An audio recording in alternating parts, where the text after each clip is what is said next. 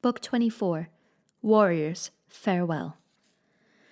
Meanwhile, the suitors' ghosts were called away by Hermes of Cellene, bearing the golden wand with which he charms the eyes of men or wakens whom he wills. He waved them on, all squeaking as bats will in a cavern's underworld, all flitting crisscross in the dark if one falls, and the rock-hung chain is broken. So with faint cries the shades trailed after Hermes, pure deliverer. He led them down dank ways, over grey ocean tides, the snowy rock, past shores of dream and narrows of the sunset, in swift flight to where the dead inhabit wastes of asphodel at the world's end. Crossing the plain they met Achilles' ghost, Patroclus and Antilochus, then Aias, noblest of Danaans after Achilles in strength and beauty. Here the newly dead drifted together whispering. Then came the soul of Agamemnon, son of Atreus, in black pain forever, surrounded by men-at-arms who perished with him in Agasthos' hall. Achilles greeted him, "My lord Atrides, we held that Zeus who loves the play of lightning would give you length of glory. You were king over so great a host of soldiery before Troy, where we suffered, we Achaeans. But in the morning of your life you met that doom that no man born avoids. It should have found you in your day of victory, marshal of the army in Troy country. Then all Achaea would have heaped your tomb and saved your honor for your son. Instead, piteous death awaited you at home." And Atreus' son replied, "Fortunate hero, son of Peleus, godlike and glorious, at Troy you died, across the sea from Argos, and round you Trojan and Achaean peers fought for your corpse and died. A dust cloud wrought by a whirlwind hid the greatness of you slain, minding no more the mastery of horses. All that day we might have toiled in battle had not a storm from Zeus broken it off. We carried you out of the field of war down to the ships and bathed your comely body with warm water and scented oil. We laid you upon your long bed, and our officers wept hot tears like rain and cropped their hair. Then hearing of it in the sea, your mother, Thetis, came with Nereids of the grey wave crying unearthly lamentation over the water, and trembling gripped the Achaeans to the bone. They would have boarded ship that night and fled except for one man's wisdom, venerable Nestor, proven counselor in the past. He stood and spoke to allay their fear. Hold fast, sons of the Achaeans, lads of Argos. His mother it must be, with nymphs her sisters, come from the sea to mourn her son in death. Veteran hearts at this contained their dread, while at your side the daughters of the ancient sea god wailed and wrapped ambrosial shrouding around you. Then we heard the muses sing a threnody in 9 immortal voices. No Argive there but wept, such keening rose from that one muse who led the song. Now 7 days and 10, 7 nights and 10, we mourned you, we mortal men, with nymphs who know no death, before we gave you to the flame, slaughtering long-horned steers and fat sheep on your pyre. Dressed by the Nereids and embalmed with honey and unguent in the seething blaze, you turned to ash. And past the pyre Achaea's captains paraded in review, in arms, clattering chariot teams and infantry. Like a forest fire the flame roared on and burned your flesh away. Next day at dawn, Achilles, we picked your pale bones from the charred to keep in wine and oil. A golden amphora your mother gave for this, Hephaestus' work, a gift from Dionysus. In that vase, Achilles, hero, lie your pale bones mixed with mild Patroclus' bones, who died before you. And nearby lie the bones of Antilochus, the one you cared for most of all companions, after Patroclus. We of the old army, we who were spearmen, heaped a tomb for these upon a foreland over Helle's waters, to be a mark against the sky for voyagers, in this generation and those to come. Your mother sought from the gods magnificent trophies and set them down mid-field for our champions. Often at funeral games after the death of kings, when you yourself contended, you've seen athletes cinch their belts when trophies went on view. But these things would have made you stare, the treasures Thetis on her silver-slippered feet brought to your games, for the gods held you dear. You perished, but your name will never die. It lives to keep all men in mind of honor forever, Achilles. As for myself, what joy is this to have brought off the war? Foul death Zeus held in store for me at my coming home. Agasthos and my vixen cut me down. While they conversed, the wayfinder came near, leading the shades of suitors overthrown by Lord Odysseus. The 2 souls of heroes advanced together, scrutinizing these. Then Agamemnon recognized Amphimedon, son of Melanius, friends of his on Ithaca, and called out to him, "Amphimedon, what ruin brought you into this undergloom? All in a body, picked men, and so young. One cannot better choose this kingdom's pride. Were you at sea, aboard ship, and Poseidon blew up a dire wind and foundering waves? Or cattle raiding, were you, on the mainland? or in a fight for some stronghold, or women when the foe hit you to your mortal hurt? Tell me, answer my question. Guest and friend I say I am of yours, or do you not remember I visited your family there? I came with Prince Menelaus, urging Odysseus to join us in the great sea raid on Troy. 1 solid month we beat our way, breasting South Sea and West, resolved to bring him round the wily raider of cities. The new shade said, O glory of commanders Agamemnon, all that you bring to mind I remember well. As for the sudden manner of our death, I'll tell you of it clearly, first to last. After Odysseus had been gone for years, we were all suitors of his queen. She never quite refused, nor went through with a marriage, hating it, ever bent on our defeat. Here is one of her tricks. She placed her loom, her big loom, out for weaving in our hall, and the fine warp of some vast fabric on it. We were attending her, and she said to us, Young men, my suitors, now my lord is dead. Let me finish my weaving before I marry, or else my thread will have been spun in vain. This is a shroud I weave for Lord Laertes, when cold death comes to lay him on his bier. The country wives would hold me in dishonor if he, with all his fortune, lay unshrouded. We had men's hearts. She touched them. We agreed. So every day she wove in the great loom, but every night by torchlight she unwove it. And so for 3 years she deceived the Achaeans. But when the seasons brought the 4th round, as long months waned and the slow days were spent, one of her maids, who knew the secret, told us. We found her unraveling the splendid shroud, and then she had to finish, willy-nilly. Finish and show the big loom woven tight from beam to beam with cloth. She washed the shrouding clean as sun or moonlight. Then, heaven knows from what quarter of the world, fatality brought in Odysseus to the swineherd's wood far up the island.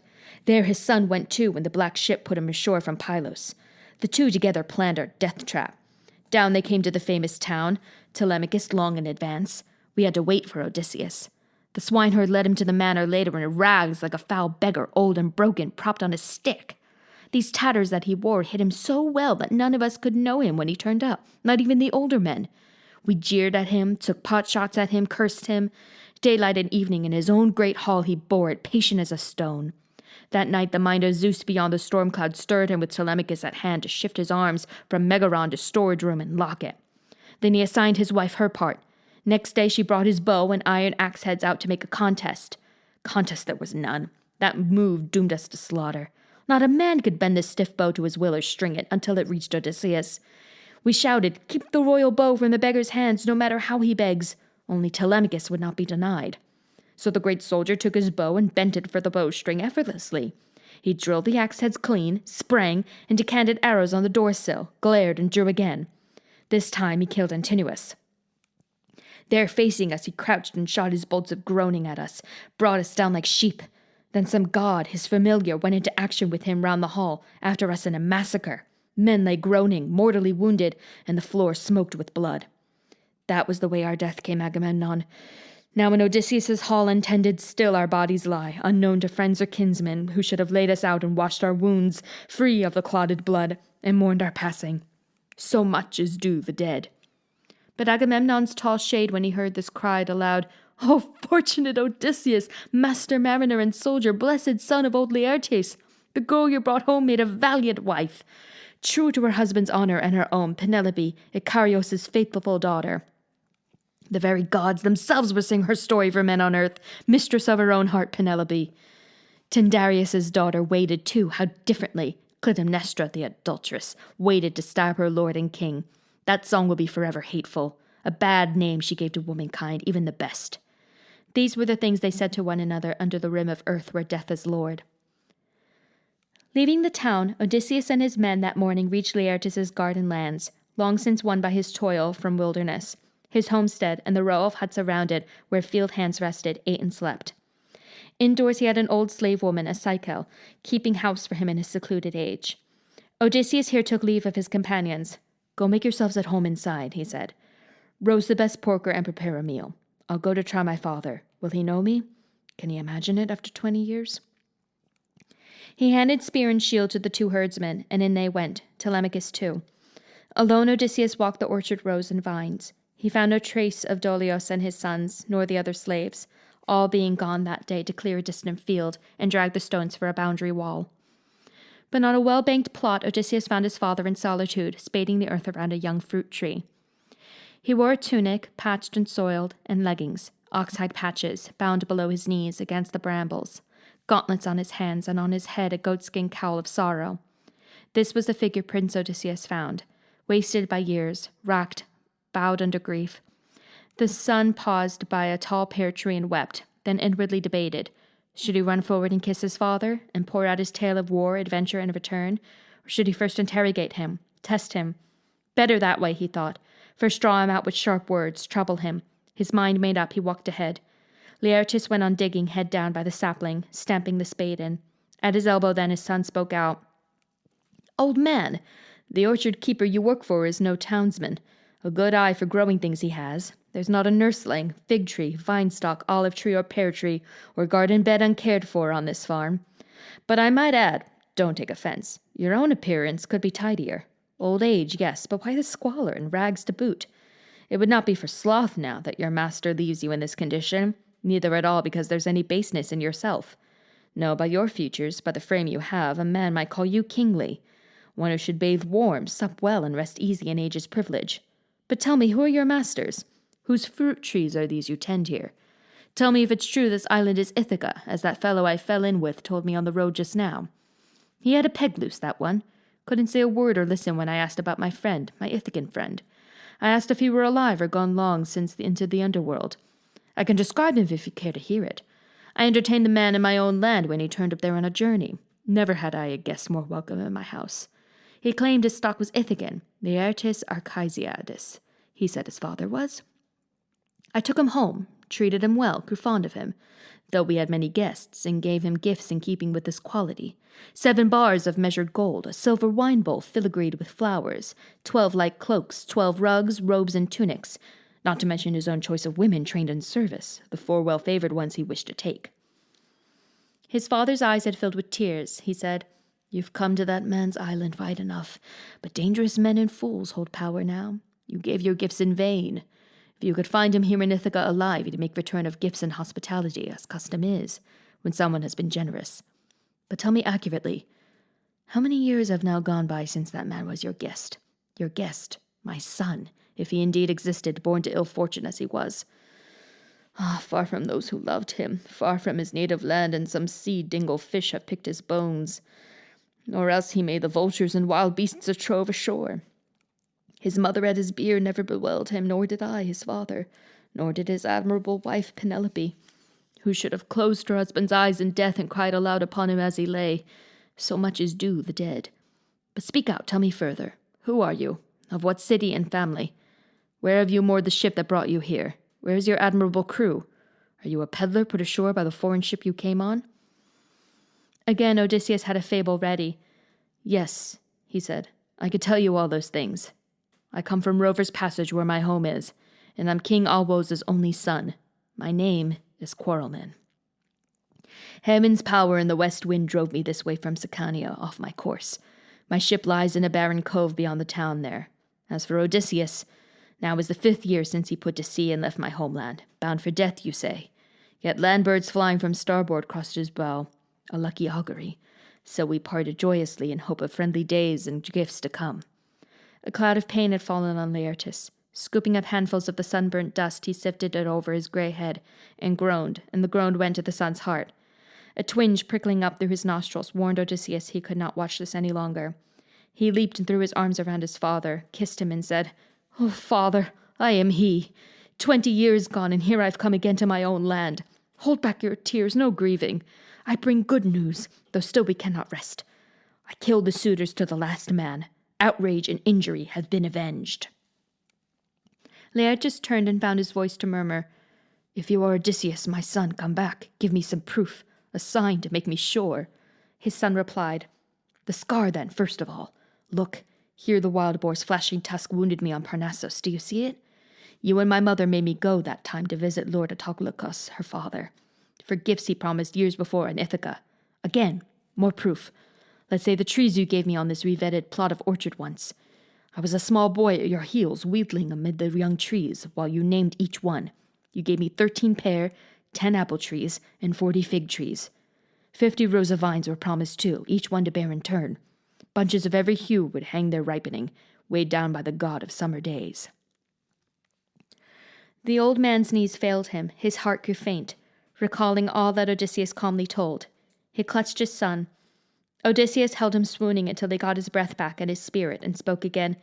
Zeus, Father, gods above, you still hold pure Olympus if the suitors paid for their crimes indeed and paid in blood. But now the fear is in me that all Ithaca will be upon us. They'll send messengers to stir up every city of the islands. Odysseus, the great tactician, answered, Courage, and leave the worrying to me. We'll turn back to your homestead by the orchard. I sent the cowherd, swineherd, and Telemachus ahead to make our noonday meal. Conversing in this vein, they went home, the two together, into the stone farmhouse.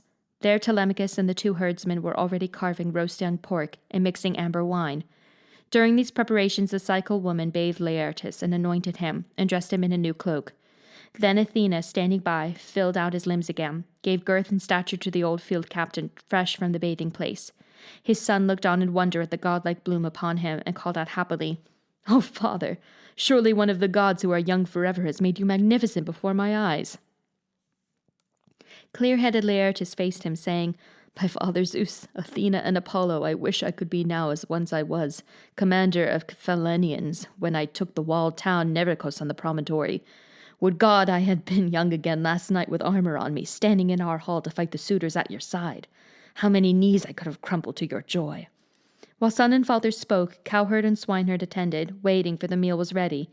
Soon they were all seated, and their hands picked up the meat and bread. But now old Dolios appeared in the bright doorway with his sons, work-stained from the field. Laertes' housekeeper, who reared the boys and tended Dolios in his bent age, had gone to fetch them in. When it came over them who the stranger was, they halted in astonishment. Odysseus hid an easy tone with them, said he. "Sit down and help yourselves. Shake off your wonder. Here we've been waiting for you all this time, and our mouths watering for good roast pig." But Dolios came forward, arms outstretched, and kissed Odysseus' hand at the wrist bone, crying out, "Dear master, you've returned. You came to us again. How we had missed you. We thought you lost. The gods themselves have brought you. Welcome, welcome, health and blessings on you. And tell me now just one thing more. Penelope, does she know yet that you were on the island, or should we send a messenger?" Odysseus gruffly said, "Old man, she knows. Is it for you to think of her?" So Dolius quietly took a smooth bench at the table, and in their turn his sons welcomed Odysseus, kissing his hands. Then each went to his chair beside his father. Thus our friends were occupied in Laertes' home at noon. Meanwhile, to the four quarters of the town the news ran. Bloody death had caught the suitors, and men and women in a murmuring crowd gathered before Odysseus' hall. They gave burial to the piteous dead, or bore the bodies of young men from other islands down to the port, thence to be ferried home. Then all the men went grieving to assembly, and being seated, rank by rank, grew still. As old Eupeithes rose to address them, pain lay in him like a brand for Antinous, the first man that Odysseus brought down, and tears flowed for his son as he began. "Heroic feats that fellow did for us Achaeans, friends. Good spearman by the shipload he led to war and lost. Lost ships and men, and once ashore again killed these, who were the island's pride. Up with you, after him, before he could take flight to Pylos town or hide at Elis under Epean law. We'd be disgraced forever, mocked for generations if we cannot avenge our son's blood and our brothers'. Life would turn to ashes, at least for me, rather be dead and join the dead. I say we ought to follow now, or they'll gain time and make the crossing." His appeal, his tears, moved all the gentry listening there, but now they saw the crier and the minstrel come from Odysseus' hall, where they had slept. The two men stood before the curious crowd, and Medon said, "Now hear me, men of Ithaca. When these hard deeds were done by Lord Odysseus, the immortal gods were not far off. I saw with my own eyes someone divine who fought beside him in the shape and dress of Mentor. It was a god who shone before Odysseus, a god who swept the suitors down the hall dying in droves." At this pale fear assailed them, and next they heard again the old forecaster, Halitherses Masterides. Alone he saw the field of time, past and to come. In his anxiety for them he said, "Ithacans, now listen to what I say. Friends, by your own fault these deaths came to pass. You would not heed me nor the captain Mentor, would not put down the riot of your sons. Heroic feats they did, all wantonly raiding a great man's flocks, dishonoring his queen because they thought he'd come no more. Let matters rest. Do as I urge, no chase, or he who wants a bloody end will find it." The greater number stood up shouting, "Aye!" but many held fast, sitting altogether in no mind to agree with him. Eupeithes had won them to his side. They ran for arms, clapped on their bronze, and mustered under Eupeithes at the town gate for his mad foray. Vengeance would be his, he thought, for his son's murder, but that day held bloody death for him and no return. At this point, querying Zeus, Athena said, "O Father of us all and King of kings, enlighten me. What is your secret will? War and battle, worse and more of it? Or can you not impose a pact on both?" The summoner of Cloud replied, "My child, why this formality of inquiry? Did you not plan that action by yourself? See to it that Odysseus, on his homecoming, should have their blood. Conclude it as you will. There is one proper way, if I may say so. Odysseus' honor being satisfied, let him be king by sworn pact forever, and we, for our part, will blot out the memory of sons and brothers slain. As in the old time, let men of Ithaca henceforth be friends. Prosperity enough, and peace attend them." Athena needed no command, but down in one spring she descended from Olympus, just as the company of Odysseus finished wheat crust and honeyed wine, and heard him say, "Go out, someone, and see if they are coming." One of the boys went to the door as ordered, and saw the townsmen in the lane. He turned swiftly to Odysseus. "Here they come," he said. "Best arm ourselves, and quickly." All up at once, the men took helm and shield, 4 fighting men, counting Odysseus, with Dolios' half-dozen sons. Laertes armed as well, and so did Dolius. Greybeards, they could be fighters in a pinch. Fitting their plated helmets on their heads, they sallied out, Odysseus in the lead. Now from the air, Athena, Zeus's daughter, appeared in Mentor's guise, with Mentor's voice, making Odysseus' heart grow light. He said to put cheer in his son, "Telemachus, you are going into battle against pikemen where hearts of men are tried. I count on you to bring no shame upon your forefathers. In fighting power we have excelled this lot in every generation." Said his son, "If you are curious, father, watch and see the stuff that's in me. No more talk of shame." And old Laertes cried aloud, "Ah, what a day for me, dear gods, to see my son and grandson vie in courage." Athena halted near him, and her eyes shone like the sea. She said, "Archeisiades, dearest of all my old brothers in arms, invoke the grey-eyed one and Zeus her father. Heft your spear and make your throw." Power flowed into him from Pallas Athena, whom he invoked as Zeus's virgin child, and he let fly his heavy spear. It struck Eupeithus on the cheek plate of his helmet, and undeflected the bronze head punched through. He toppled, and his armor clanged upon him. Odysseus and his son now furiously closed, laying on with broadswords, hand to hand, and pikes. They would have cut the enemy down to the last man, leaving not one survivor, had not Athena raised a shout that stopped all fighters in their tracks. "Now hold," she cried. "Break off this bitter skirmish. End your bloodshed, Ithacans, and make peace." Their faces paled with dread before Athena, and swords dropped from their hands unnerved, to lie strewing the ground at the great voice of the goddess. Those from the town turned fleeing for their lives, but with a cry to freeze their hearts and ruffling like an eagle on the pounce, the lord Odysseus reared himself to follow, at which the son of Cronos dropped a thunderbolt smoking at his daughter's feet. Athena cast a grey glance at her friend and said, "Son of Laertes and the gods of old, Odysseus, master of landways and seaways, command yourself. Call off this battle now, or Zeus who views the wide world may be angry." He yielded to her, and his heart was glad. Both parties later swore to terms of peace set by their arbiter Athena, daughter of Zeus who bears the storm cloud as a shield, though still she kept the form and voice of Mentor.